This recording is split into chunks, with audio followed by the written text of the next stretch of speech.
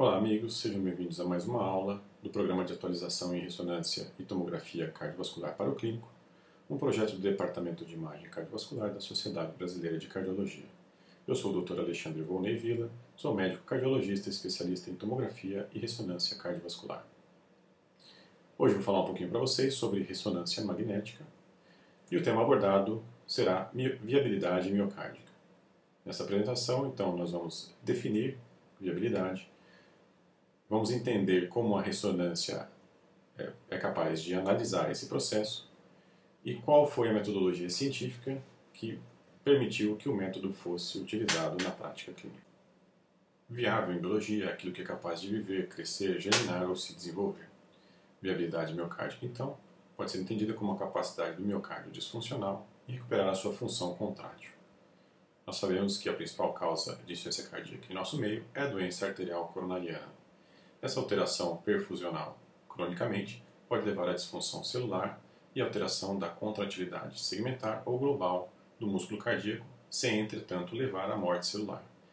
Esse processo é denominado miocárdio hibernante e o seu reconhecimento é fundamental para a escolha da terapêutica. A ressonância, então, permite, de uma forma contínua e não dicotômica, visualizar a extensão do dano miocárdico, entendendo melhor a fisiologia subjacente e podendo predizer em termos probabilísticos a potencial de recuperação contrátil do músculo. Aqui representamos graficamente a imagem do eixo curto do ventrículo, aqui representado o miocárdio e aqui a região em análise. Como fazemos isso então pela ressonância? A área branca é a área infartada e aqui temos um segmento, o segmento anterior. Analisamos então a relação de transmuralidade do infarto em relação à área do segmento em que ele se encontra. Fazemos isso para todos os segmentos cardíacos, de acordo com a segmentação coronariana proposta pela American Heart Association, nos segmentos basais, médio e apicais. A partir daí, classificamos então em cada um dos segmentos a presença ou não de realce tardio e a sua extensão de transmuralidade. Aqui um exemplo de uma pequena área de fibrose subendocárdica, menor que 25%. Aqui já um pouco mais extensa, mas ainda menor que 50% da área do segmento analisado. Ao lado, um pouco maior a extensão, entre 50% e 75%. E aqui já a transmuralidade totalmente tomada por fibrose. Não se vê aqui células, miócitos íntegros. Em ressonância, definimos como viabilidade miocárdica as regiões que têm menos que 50% de extensão de fibrose. E essa definição foi baseada neste estudo clássico do Dr. Raymond King, publicado no New England no ano de 2000.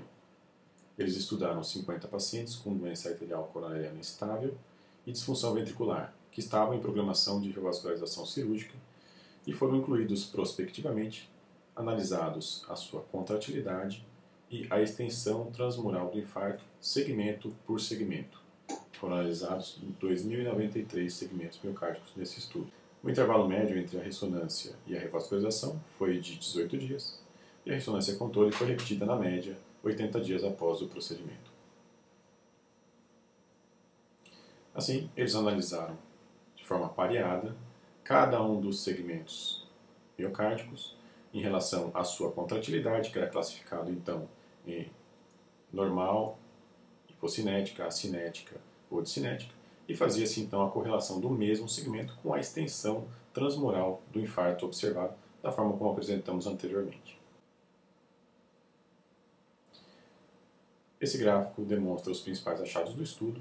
Aqui temos então a relação entre a probabilidade de melhora contrátil com a extensão da transmuralidade do infarto.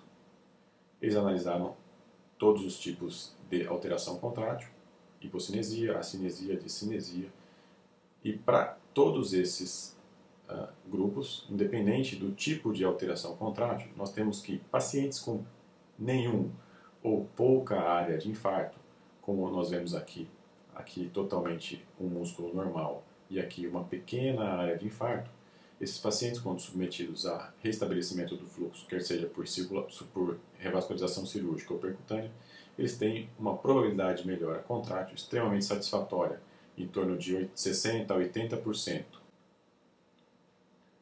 Por outro lado, pacientes com grande quantidade de fibrose miocárdica, em geral acima de 50% da área do segmento analisado, apresenta uma probabilidade bastante insatisfatória de recuperação contrátil.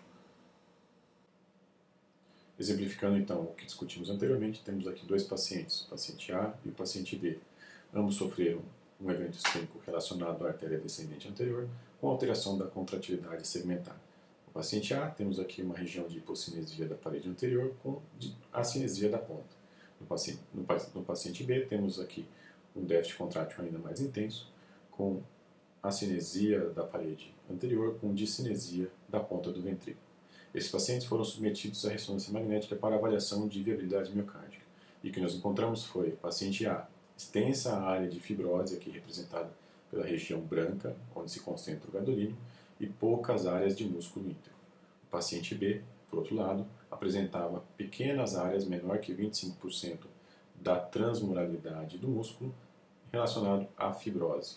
Grande parte do músculo, então, era viável.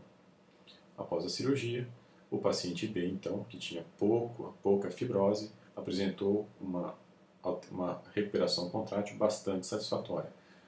Por outro lado, o paciente B, com grande quantidade de fibrose e pouco músculo para ser recuperado, não teve grande benefício do procedimento cirúrgico.